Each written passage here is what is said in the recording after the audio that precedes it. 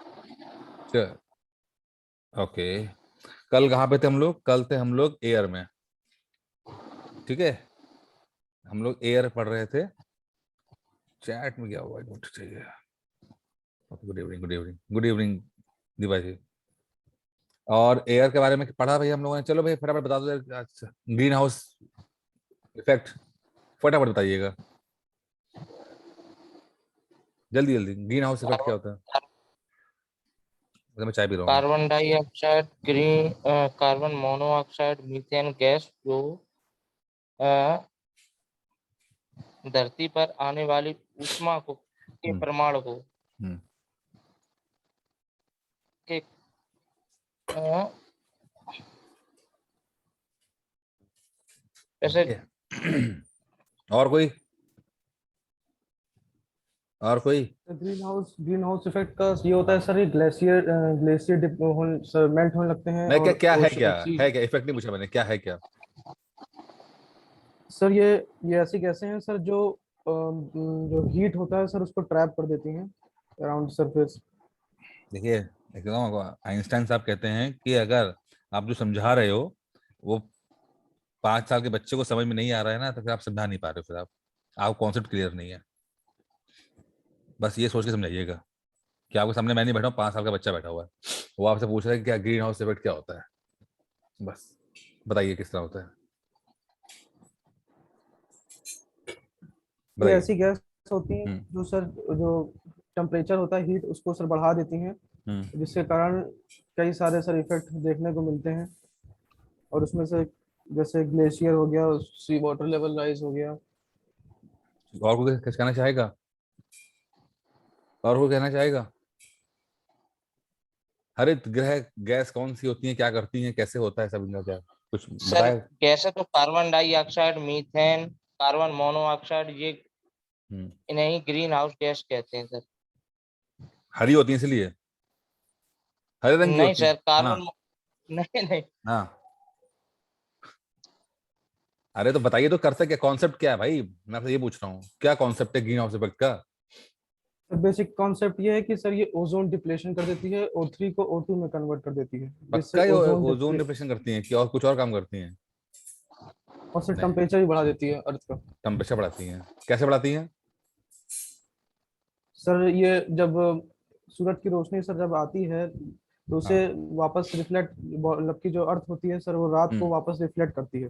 तो वो रात को जो फिर? ग्रीन हाउस गैसेस, ठीक है, ठीक है, बोलिए, बोलते रहिए, बोलते तो रहिए। सर उसके बाद फिर वो हीट जो है वो बाहर शॉर्ट, जैसे आपने बताया था सर कि शॉर्ट वेव लेंथ आती है पर लॉन्ग हम्म वेव लेंथ बाहर हम्म जा नहीं पाती वापस हैं, नहीं हो तो पाए। ग्रीन हाउस जी सर। जो गैसेस हैं उनको ट्रैप कर देती हैं, मतलब रिफ्लेक्ट कर देती हैं वापस अर्थ की तरफ। ठीक है, चलिए, 10 में से 5 नंबर दे देंगे आपको, ठीक है। ये बताइए कि अच्छा, कौन कौन सी गैस होती हैं? कौन कौन सी गैस होती हैं? फिर कार्बन डाइऑक्साइड है, हम्म कार्बन मोनो, मीथेन। कार्बन हम्म मोनोऑक्साइड, CFC है, क्लोरोफ्लोरोकार्बन। जी जी सीएफसी भी सर। है? सीएफसी क्या करती है? नहीं, CFC नहीं है सर, हम्म ये ओजोन परत के लिए सर। हाँ, ठीक है, ठीक है, ठीक है। हाँ, वाटर वेपर्स भी होता है, वाटर जी वेपर सर। Vapour, sir. ठीक है। चलिए इससे पढ़िए, जो पढ़ो। सर छोटी गलत मजा नहीं आया, लेकिन पढ़ लो। मैं कुछ ज्यादा बोलूंगा नहीं, लेकिन आप लोग पढ़ लो, इसमें समझ में नहीं आया, आपने पढ़ा नहीं है। कल से सुन लिया बस आपने मेरी कहानी, लेकिन आपने पढ़ाई नहीं की आपने। चलिए बताइए कि गैस का एयर कंपोजिशन क्या है? एयर कंपोजिशन क्या है? सबसे ज्यादा गैस कौन सी है उसमें?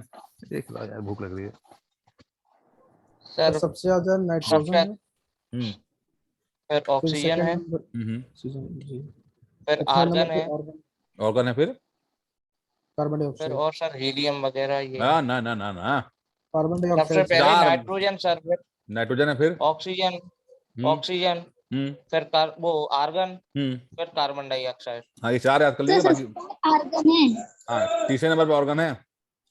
जी सर, तीसरे पे ऑर्गन है। अच्छा, जी अगर हम लोग नाइट्रोजन को अपने शरीर के अंदर ले लें तो क्या होगा? जी सर। अगर नाइट्रोजन हम सांस के रूप में हम अंदर ले लें तो शरीर में, तो क्या होगा? कोई सर इफेक्ट नहीं कुछ नहीं होगा। होगा। हम्म सर उससे तो बाहर निकल भी जाएगा ना वो तो बाद में। जी सर। ये अच्छा, हाँ सर। सांस और ले भी सकते हैं, लेकिन पौधों के लिए बेनिफिट है। पौधे क्या करते हैं नाइट्रोजन का, कैसे लेते हैं? नाइट्रोजन फिक्सेशन कर लेते हैं सर, नाइट्रेट्स, नाइट्रोजन को नाइट्रेट्स में कन्वर्ट कर देते हैं। पौधे करते हैं? पौधे नहीं सर, पौधों की बैक्टीरिया, जड़ों में रहने वाले जीवाणु क्या नाम है उनका? वायु से। Ribosome, rhizobium. हाँ सर, ऐसे ही है। राइजेरियम, जी सर। राइजोबियम, राइजोबियम याद रखो, एग्जाम में आएगा। राइजे- क्या जी करते हैं, क्या करते हैं राइजोबियम? सर नाइट्रोजन फिक्सेशन कर जीवाणु देते हैं, वायु से नाइट्रेट्स। नाइट्रोजन को नाइट्रेट में, हाँ, कन्वर्ट कर देते हैं जी सर। हाँ, इसका स्वरूप बदल देते हैं। और नाइट्रेट भी इस्तेमाल होता है। जी सर। ठीक है, यहाँ तक आ रहा है? जी सर। आगे देखें। जी सर। फोटोसिंथेसिस कैसे होती है? फोटोसिंथेसिस, क्या सर? फोटोसिंथेसिस प्रकाश संश्लेषण। फोटोसिंथेसिस प्लांट में होती है, क्या होता है उसमें? सनलाइट और सर प्रकाश कार्बन संश्लेषण, डाइऑक्साइड लेने से लेके फिर ग्लूकोज और सर ऑक्सीजन। ऑक्सीजन क्या फिर से बोलिए, बाहर निकालते हैं सर। रिएक्शन किसमें किसमें होता है? Chloroform, chloroform. नहीं सर, हाँ, ऐसे कुछ सर या नहीं है। क्लोरोफिल, हाँ। सनलाइट प्रेजेंस में सर कार्बन डाइऑक्साइड हम्म। के साथ कॉम्बिनेशन होता है, फिर उसके बाद सर क्या बनता है? उसमें जो बाई प्रोडक्ट में सर ग्लूकोज बनता है सर, ग्लूकोज के बाद जो वेस्ट प्रोडक्ट निकलता है O2 निकलता है सर। हाँ, O2 कहाँ से निकलता है? O2 सर स्टोमेटा से निकलता है, स्टोमेटा गार्ड कहाँ सेल से कहाँ होता है? स्टोमेटा, सर, लीव्स में प्रेजेंट होता है। स्टोमेटा होता जो क्या माइनर है? स्टोमेटा होता क्या है? सर एक माइनर गेट कह सकते हैं, जो जो छोटे स्पॉट छोटे होते हैं छोटे सर, छेद होते गड्ढे हैं, होते हैं, छोटे छोटे छेद होते छेद हैं। होते हैं, जो स्पॉट छेद होते हैं सर, उसी से निकलता है सर। ठीक है भाई, एक ही आदमी की आवाज आ रही है, बाकी लोग तो सब चुपचाप चुपचाप बैठे हुए हैं। आता नहीं है, भूल गए सब। यही पढ़ाई होगी। क्लास छठी क्लास का मतलब एनसीईआरटी पढ़ने में भी आप लोग को कॉन्सेप्ट क्लियर नहीं है यार, बताओ पीसीएस की तैयारी कर रहे हो आप लोग। छठी क्लास की एनसीईआरटी बताइए, सातवीं की, सॉरी। और फिर अब सपने हैं कि लक्ष्मीकांत पढ़ डालें और उसको कर डालें, उसको कर डालें। बेसिक कॉन्सेप्ट हिले हुए हैं यार, क्या कर पाओगे बताओ? और कल पढ़ाया उसके बाद नहीं कर पाए, इतना डायग्राम बना के मैंने बड़े समझाने की कोशिश की मैंने आपको। मुझे पता था पक्का फंसोगे आप लोग। क्वेश्चन ऐसे ही आ जाते हैं, इन्हीं टॉपिक से क्वेश्चन आते हैं, वो कुछ पूछ देगा बेसिक सा, आप लोग वही गड़बड़ करके आ जाते हो। इसलिए हाई फाई से ज्यादा इंपॉर्टेंट होता है कि बेसिक कॉन्सेप्ट देखना क्लियर। कम से कम एक बार रीड तो कर लेते, कम से कम क्या है, वीडियो देख लेते कम से कम। जो यार आधे घंटे का वीडियो होता है, आधे घंटे का वीडियो देख लिया करो दोबारा, फिर से स्पीड बढ़ा के, कॉन्सेप्ट क्लियर हो जाएगा आपको। चलिए बताइए, अब देखिए धीरे धीरे कॉन्सेप्ट वाली चीजें हो रही हैं, ठीक है। इसलिए अगर क्लास लेने के बाद दोबारा से फिर से वीडियो देख लेना, या कम से रीड तो कर ही लेना, ठीक है। मान लीजिए गर्मी पड़ी बहुत ज्यादा और एयर है वो गर्म हो गई, तो क्या होगा? गर्मी का महीना था, बहुत गर्म पड़ी और एयर गर्म हो गई, बाहर की जो होती है, क्या होगा फिर उससे? Sir global warming. अरे वो तो छोड़ो, वो तो बाद में आएगा। समझ कौन सा समझेंगे आया? When air is heated, दिखा दो, it expands, become lighter and goes up. ये क्या चीज है? जी सर। क्या है ये? सर जो जैसे कि सर जो हॉट एयर होती है सर, उसमें मॉइस्चर की कमी होती है सर, इसलिए वो ऊपर चली जाती हैं, और उसके जगह जो वैक्यूम बनता है नीचे, फिर उससे जो कोल्ड एयर होती है वो उसको फिल अप कर लेती हैं। ठीक है। तो जो हॉट एयर होती है सर ऊपर चली जाती है, जो कोल्ड एयर होती है सर वो नीचे रह जाती है, क्योंकि वो लाइटर होती है सर। ऊपर नीचे होने से क्या होता है? ऊपर सर नीचे होने चक्रवात। चक्रवात आता है? अरे नहीं सर, चक्रवात नो सर, नहीं नहीं, चक्रवात आता है, चक्रवात भी आता है। कौन सा चक्रवात आता है बताइए? वायु चक्र मतलब कि वो जैसे गर्म हॉट आएंगी वो मतलब ऊपर चली जाएंगी, और जो कोल्ड होंगी वो उसकी जगह ग्रहण कर लेंगी। ट्रॉपिकल आएगा, टेम्परेट आएगा, इस तरह का जो होता है। ट्रॉपिकल आता है कि टेम्परेट आता है? जो आप करें इस तरह में आप ही बात को जोड़ देता हूँ, चलो ठीक है, आप चक्रवात आता है, ठीक है मान लेते हैं, लेकिन सर, कौन सा वायु आता है? ट्रॉपिकल की टेम्परेट, शीतोष्ण कटिबंधीय चक्रवात की उष्णकटिबंधीय क्षेत्र, उष्णकटिबंधीय चक्रवात, कौन सा आएगा? शीतोष्ण। ट्रॉपिकल टेम्परेट वाला आता है, फ्रंट होता है ना, पढ़ा अभी पढ़ा नहीं मैंने आपको, चलिए आगे देखते हैं, पढ़ा दूंगा मैं आपको, ठीक है। अच्छा अच्छा, आगे देखते हैं।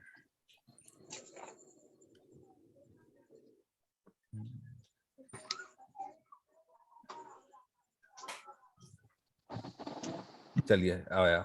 चलिए, स्ट्रक्चर ऑफ एटमॉस्फेयर क्या है बताइए भैया। नीचे नीचे से शुरू हो जाइए, ऊपर तक ले जाइए। सर मैं बताऊं? हाँ बताओ बताओ, बताइए।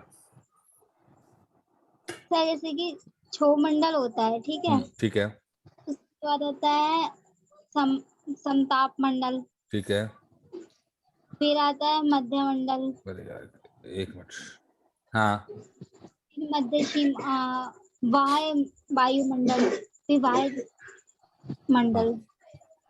ठीक है। चलिए, नीचे वाला क्या है? सबसे नीचे वाला क्या है? क्षोमंडल अंग्रेजी में क्या बोलते हैं? ट्रोपोस्फेयर। ट्रोपोस्फेयर, जहां पे हम खड़े हैं, ठीक है। ट्रोपोस्फेयर की खासियत क्या है? वेदरिंग एक्टिविटीज सारी यही होती है, वेदर फिनोमिना। यानी कि रेडियो संचार। हाँ, रेडियो संचार, वर्षा, कोहरा, मौसमी, वेदर, इसी व्रत के अंदर ही होते हैं जी सर। मौसम से संबंधी, मौसम संबंधी एक्टिविटी। जितने बादल होंगे कहाँ होंगे? बादल कहाँ होंगे? ट्रोपोस्फियर पे सर, ट्रोपोस्फेयर में। क्षोमंडल। जितनी बिजली कड़क रही है, बरसात हो रही है, ये सब एक्टिविटी, ठीक है। ट्रोपोस्फेयर, क्षोभमंडल।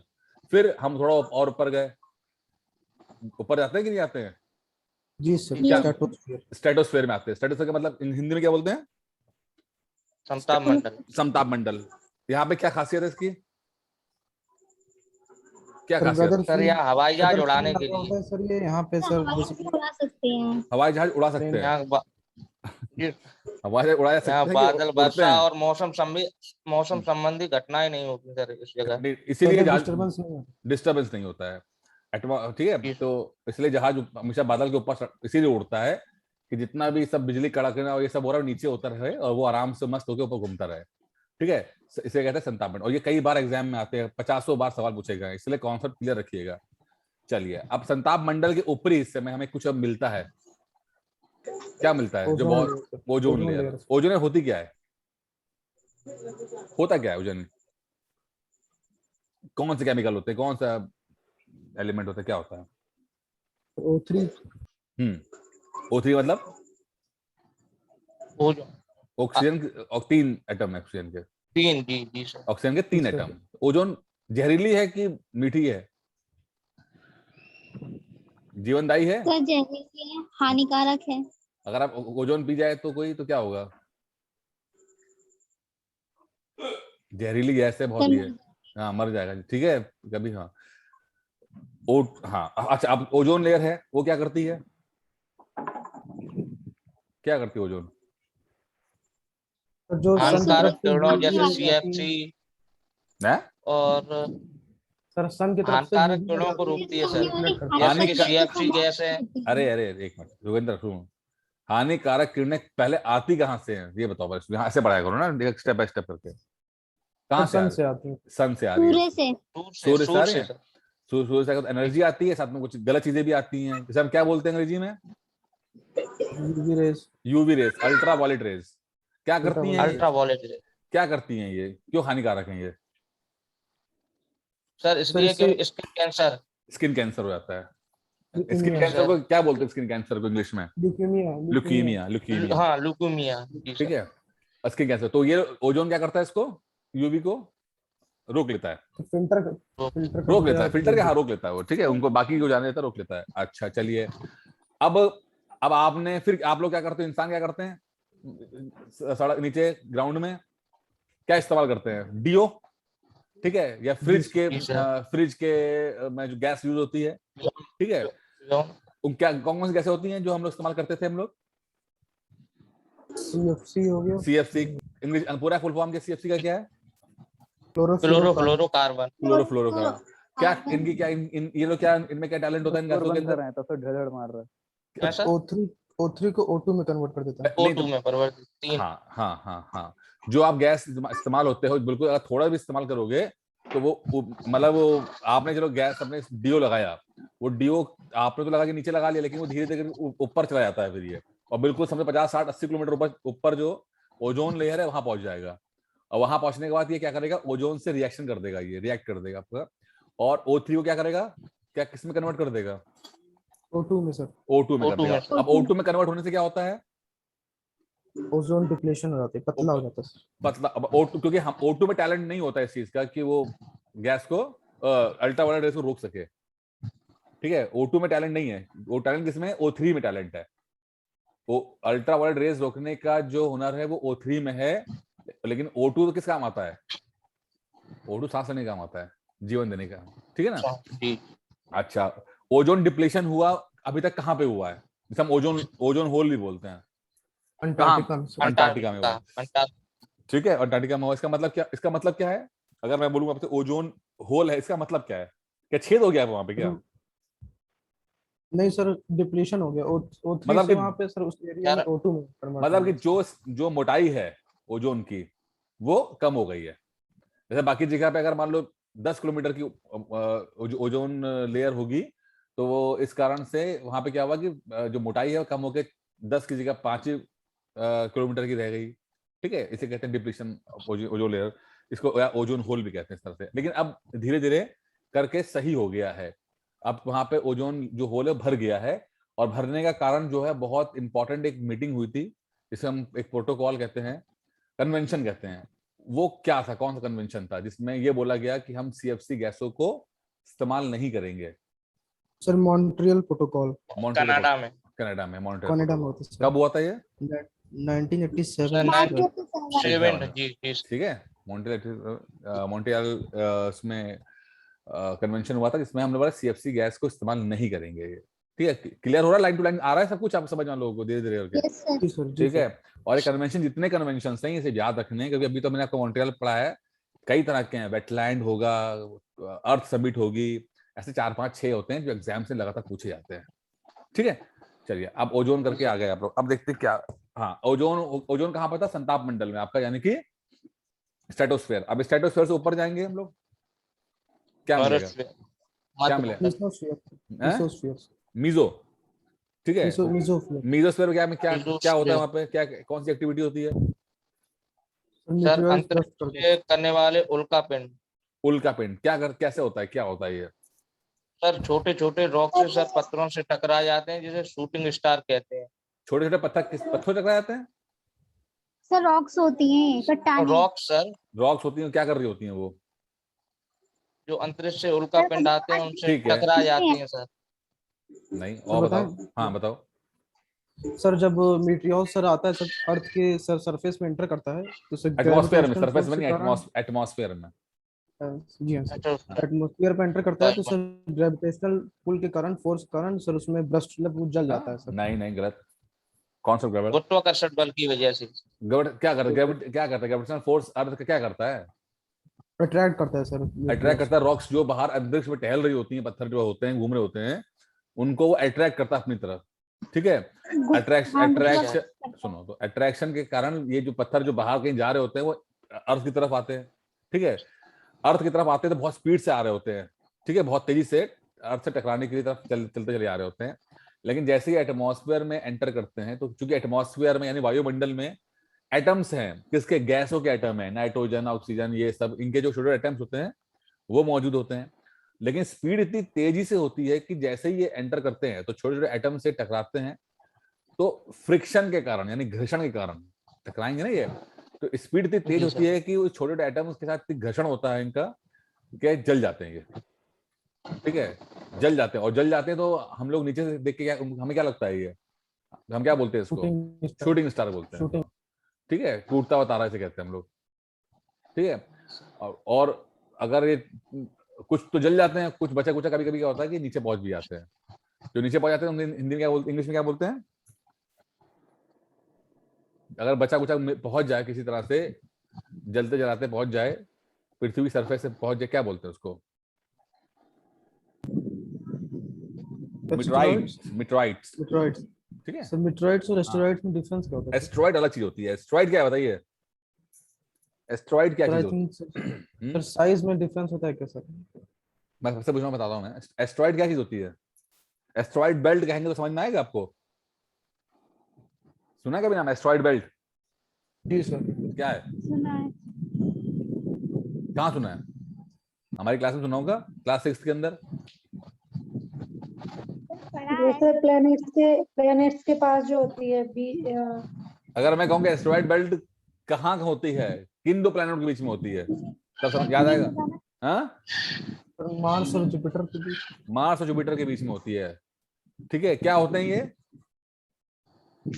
टाइनी पत्थर के टुकड़े होते हैं ये, स्टोन स्टोन पत्थर के टुकड़े होते हैं। ठीक है, कहा जाता है कि ये भी एक प्लेनेट बनने की प्रोसेस में था, लेकिन ये बन नहीं पाया, इसमें ग्रेविटेशनल फोर्स इतना मजबूत नहीं था कि अपने आप को एक शेप दे पाता। तो टुकड़े हैं ये बस, इसको हम एस्टेरॉइड बेल्ट बोलते हैं, जो कि मंगल और बृहस्पति ग्रह के बीच में है। ठीक है, वो भी चक्कर काट रहे हैं। ठीक है, एस्टेरॉइड बेल्ट है, इसको हम बोलते हैं एस्टेरॉइड बेल्ट। इसी तरह की एक बेल्ट और होती है, उसका नाम क्या है, वो कहां पर है? यूरेनस के आगे। हाँ, क्या नाम है? कैपिलर बेल्ट। प्लूटो वगैरह के आगे कैपिलर बेल्ट है। ठीक है, वो भी बिल्कुल सेम यही है, एस्टेरॉइड बेल्ट इसको बोलते हैं, वहां पर भी कैपिलर बेल्ट, उसको कैपिलर बेल्ट, दोनों काम एक ही है। टूटे फूटे टुकड़े जो है वो चक्कर काट रहे हैं सन के। ठीक है, तो समझ में आ गया एस्टेरॉइड बेल्ट क्या होती है? एस्टेरॉइड बेल्ट होती है जो मंगल और बृहस्पति ग्रह के चारों तरफ चक्कर काट रहे हैं। और मिटियोर्स क्या होते हैं? जो वो रॉक्स जो कि अर्थ की ग्रेविटी से अट्रैक्ट होकर पृथ्वी तक चले आ रहे होते दौड़ते हुए, बिना ये देखे कि बीच में रास्ते में कौन खड़ा हुआ है। और उसके रास्ते में इनको मिलती है वायुमंडल, वायुमंडल से टकराते हैं, जल जाते हैं, कुछ पूरी तरह जल जाते हैं, कुछ कभी कदार छोटे मोटे टुकड़े जो है वो पहुंच जाते हैं पृथ्वी पर बचते बचाते हुए। और जो बचते बचाते पहुंच जाते हैं उनको क्या बोलते हैं? मिटराइट। सब समझिए, मिटियोर्स और मिटराइट का फर्क समझना है। आ गया, समझ में आ गया? अगर कोई पहुंच जाए पृथ्वी पर बड़ा पत्थर, तब क्या होगा? तब क्या होगा? या आज तक कभी कोई पहुंचा है? जी सर, जुरासिक पीरियड में सर पहुंचा था ना, माना जाता है ऐसा माना जाता है कि पत्थर पहुंचते हैं। ठीक है, कभी कदा पहुंच जाते हैं। एक उल्कापिंड की वजह से लोनार झील भी तो बनी है। बस बस, बहुत अच्छी बात है। कहाँ पर है लोनार झील? कहाँ है? सर महाराष्ट्र में। महाराष्ट्र में है। ठीक है, वो बड़ा सा पत्थर गिरा था और उस पर पानी वानी भर गया जाके और झील बन गया वो। ठीक है, तो बहुत पहले की बात है ये, बहुत पहले की ये बात है ये। ठीक है, ज्योग्राफी में पढ़ाएंगे इसको भी, हम दिखा देंगे आपको। चलिए आगे देखें, उसके बाद क्या होता है? मीजो से ऊपर क्या होता है? थर्मोस्फीयर। थर्मोस्फेयर। थर्मोस्फेयर में क्या होता है? सर रेडियो ट्रांसमिशन होता है सर। क्यों होता है? सर आयंस रिफ्लेक्ट कर देते हैं सर। आयंस रिफ्लेक्ट करते हैं, तो वहां पे क्या होगा? ऐसा क्या होता है? कौन से आयंस होते हैं? आयंस, आयनोस्फेयर होता है वहां पे। थर्मोस्फेयर के अंदर एक प्रॉपर्टी होती है आयनोस्फेयर, वहां पे आयंस होते हैं। वो क्या करते हैं, किसको रिफ्लेक्ट करते हैं? रेडियो तरंगों को, रेडियो वेव्स को, रेडियो वेव्स को। ठीक है, जो भी कम्युनिकेशन हम लोग करते हैं उसमें रेडियो वेव्स वहां से करते हैं। थोड़ा सा एडवांस जब पढ़ेंगे ना, तो अभी आपको मैं डी और ई वाला भी आपको बताऊंगा आयनोस्फेयर में। वो यूपीएससी वगैरह में पूछा गया है, अभी इस क्लास का कोर्स में हिस्सा नहीं है वो। ठीक है, चलो आगे देखते हैं। फिर जब आप थर्मोस्फेयर से निकल जाएंगे आगे, तब क्या आएगा? Exosphere sir. ठीक है, तो आपको ये देख लो, जिसको देखा नहीं फोटो, ये देख लीजिए फोटो, जो नए वाले थे वो ये देख लीजिए, ये हमने पढ़ा है। ठीक है, समझ में आ गया? कल यही सब डिस्कस किया था लोगों ने ना, यही सब। हाँ चलो आगे देखते हैं। चलो आगे बढ़ा जाए। वेदर और क्लाइमेट में क्या फर्क होता है? वेदर और मौसम और जलवायु, मौसम और जलवायु में क्या फर्क होता है?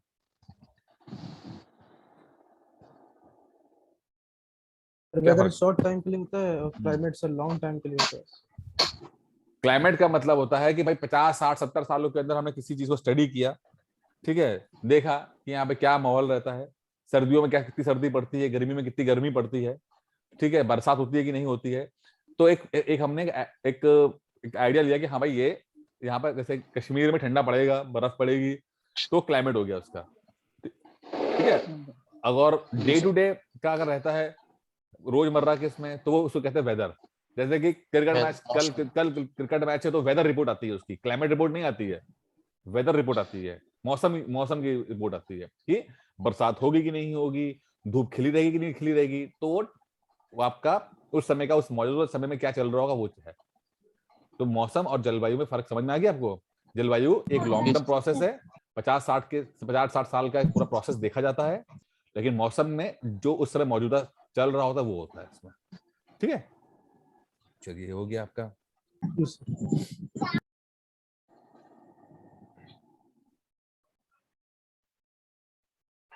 न्यूज में क्या दिखाते हैं? मौसम की जानकारी की वेदर की जानकारी की क्लाइमेट जानकारी? सर वेदर वेदर रिपोर्ट होती है वेदर ना, की सर। वेदर रिपोर्ट होती है ना। Weather forecast. अच्छा चलिए टेम्परेचर की बात करते हैं।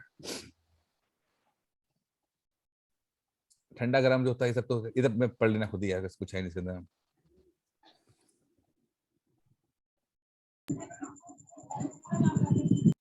एक शब्द देखिए आप, इंसुलेशन। क्या है बोल रहा है? An important factor that influence the distribution of temperature is insolation. Insolation is the incoming solar energy intercepted by the earth. The amount of insolation decreases from the equator towards zone. मतलब कि therefore temperature decreases in the same manner. Now do we understand why poles are covered with snow? If the earth's temperature rises too high, it would become too warm for some crops to grow. Temperature in cities is much higher than that of village. क्यों ऐसा क्यों होता है?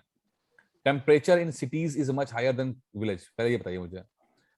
शहरों में गर्मी ज्यादा पड़ती है, सर्दियों गांव में थोड़ी कम गर्मी पड़ती है, ऐसा क्यों? क्यों ऐसा क्यों लगता है? क्यों लगता है ऐसा आपको?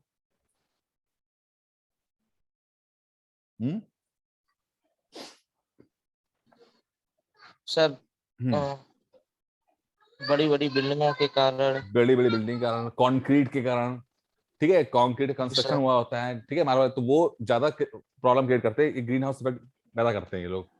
गांव में ऐसा, हाँ, ग्रीन हाउस इफेक्ट इतना पैदा नहीं, क्योंकि एक तो आपका पॉल्यूशन होता है, पॉल्यूशन, गैसों का पॉल्यूशन, ठीक है, वहां पर कार्बन डाइऑक्साइड निकलती है, कार्बन मोनोऑक्साइड निकलती है, और हम जानते हैं कि कार्बन डाइऑक्साइड और कार्बन मोनोऑक्साइड जो है ये क्या ग्रीन हाउस गैसेज हैं। ये क्या करते हैं, ये गैस को जो सूरज की रोशनी है उसको, एनर्जी को ट्रैप कर लेती है, अपने पास रख लेती है, बाहर जाने नहीं देती है। इसीलिए जो शहर है वो थोड़ा गर्म प्रतीत होते हैं, बट गांव में थोड़ा सा मौसम साफ रहता है, क्लियर रहता है, वहां पे कंक्रीट का कंस्ट्रक्शन कम होता है, तो ये सब चीजें जो होती हैं, ग्रीन हाउस इफेक्ट कम होता है इसके अंदर। ठीक है, अब बात करते हैं इंसुलेशन की। इंसुलेशन कुछ नहीं है, एनर्जी जो है वो है, यानी कि आतपन एक महत्वपूर्ण कारक है जो तापमान के वितरण को प्रभावित करता है। यानी कि इंसुलेशन मतलब है कि किस तरह से जो सूरज की एनर्जी है वो डिस्ट्रीब्यूट हुई है, मतलब पूरा किस तरह से पूरा वितरण हुआ है उसमें पूरे पृथ्वी में। सूर्य से आने वाली वह ऊर्जा जिसे पृथ्वी रोक लेती है वह आपतन होता है, यानी कि जो एनर्जी सिर्फ पृथ्वी पर रह जाता है वो आपतन कहते हैं, इंसुलेशन कहते हैं। इंसुलेशन की मात्रा इक्वेटर से यानी भूमध्य रेखा से ध्रुवों की ओर घटती है। यानी जो इंसुलेशन है यानी आतपन है, आतपन वो इक्वेटर पे ज्यादा होगा और ध्रुवों की तरफ जाएंगे यानी पोल्स तरफ जाएंगे तो कम होगा। इसीलिए पोल्स पे जो लोग रहते हैं आप देखोगे कि उनको ठंडे ठंडे रहते हैं, ठीक है, ठंडे इलाके में रहते हैं। वहां पे कुछ खासियत होती है, ठंडे इलाकों में रहने वाले में जानवर बड़े बड़े होते हैं। ऐसा क्यों?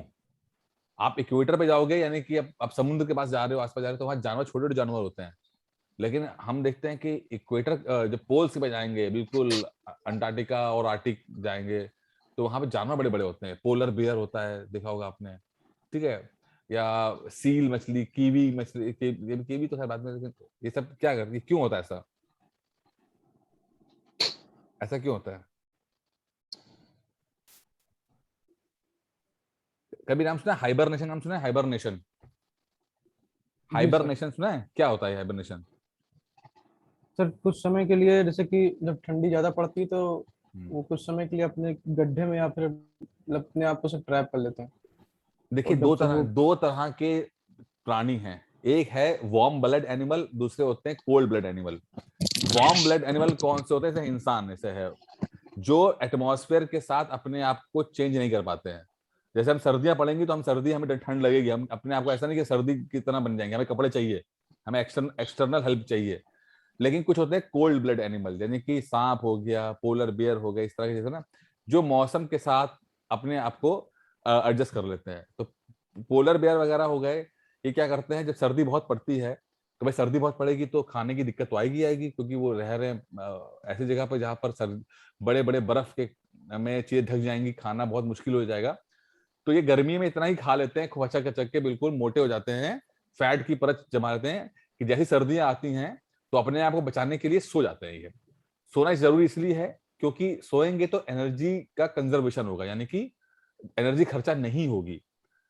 पता लग रहा है कि इतना सोए नहीं और एनर्जी खर्चा हो गई और खाना मिल नहीं रहा है क्योंकि सर्दियां पड़ गई हैं, सारे मछलियां बिल्कुल पानी के अंदर चली गई हैं, बर्फ के अंदर ढक गई हैं, तो एनर्जी कहीं से आएगी नहीं। तो इसलिए प्रकृति ने क्या बोला है, इनको इनको बोला है कि आप हाइबरनेट कर जाओ, यानी कि सो जाओ। आप 6 महीने सोते रहो, 4-5 महीने सोते रहो, जब सर्दियां चली जाएंगी, खाना आपका अवेलेबल हो जाएगा बाहर, तब आपकी नींद खुलेगी, तब आना पकड़ना खाना। अब इनका क्या होता है, जानवरों का एक ही काम होता है कि गर्मियां जब आएंगी तो खूब खा खा के मोटे हो जाएंगे।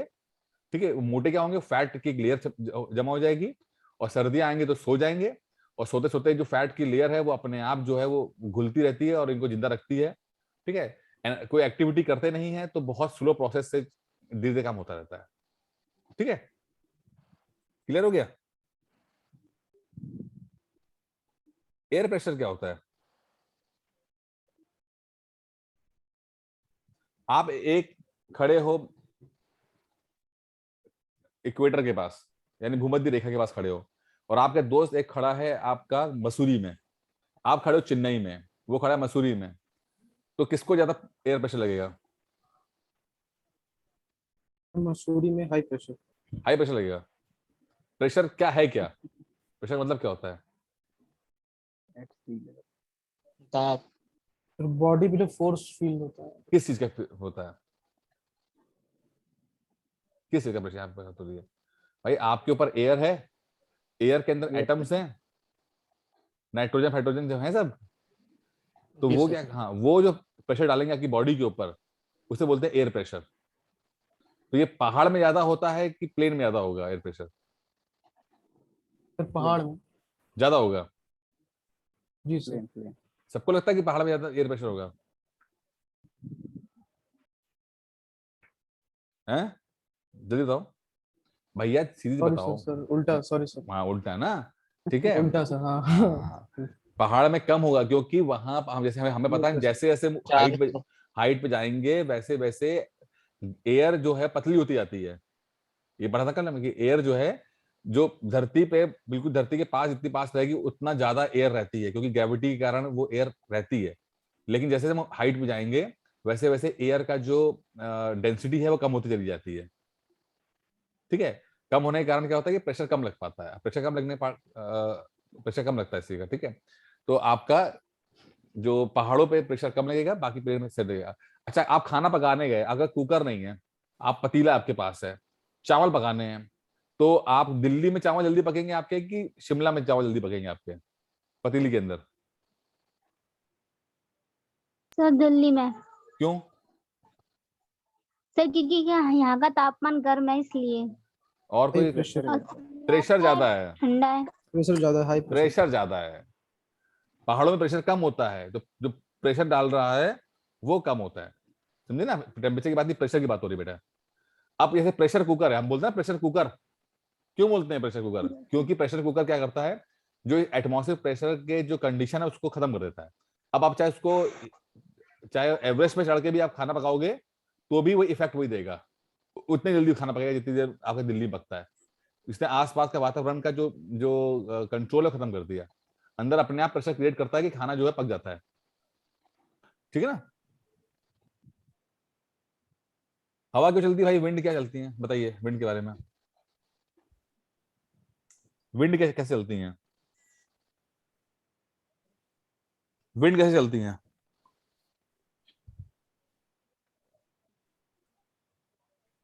कैसे चलती है हाई बताओ भैया। प्रेशर से लो प्रेशर पे। हाई प्रेशर से लो प्रेशर। हाई प्रेशर से लो प्रेशर पे। अच्छा, हाई प्रेशर से लो प्रेशर। अब ये लो प्रेशर क्या चीज होती है विंड के परिप्रेक्ष्य में?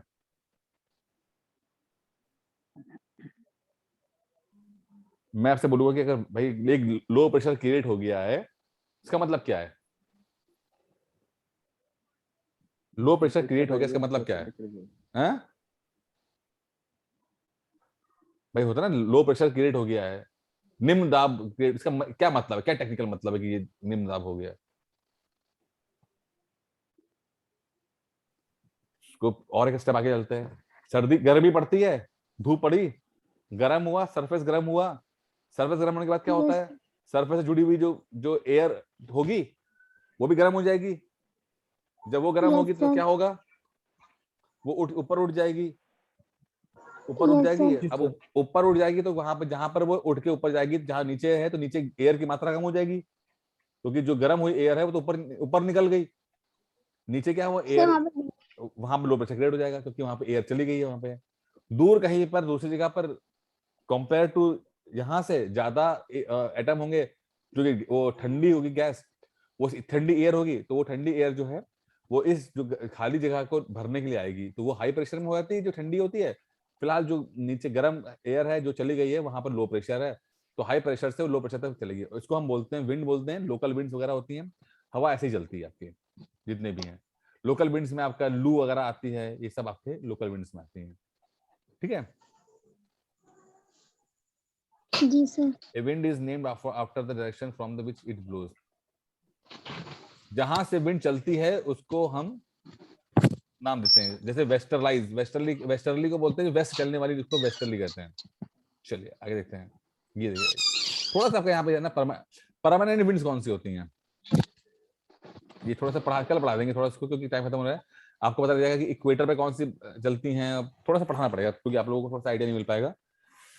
जल्दीबाजी खत्म करूंगा तो समझ में नहीं आएगा, ये ज्योग्राफी का इंपॉर्टेंट चीज है ये, ठीक है, ज्योग्राफी का इंपॉर्टेंट है और थोड़ा सा 10-15 मिनट समय लेगा, सिर्फ हो जाएगा, ठीक है। तो कल क्लास लेंगे। अभी समझ में, आज समझ में आ गया, आज मैं आपको रिवीजन करा दिया थोड़ा सा आपको जी सर। जानबूझ के, कि जब थोड़ा सा देखें तो कितना आपको आ रहा है, ठीक है। चलिए बाकी मैं ये वाला पोर्शन है और आगे वाला इसका जो पोर्शन है कल सुना दूंगा आपको, ठीक है। चलिए थैंक यू सर। ओके।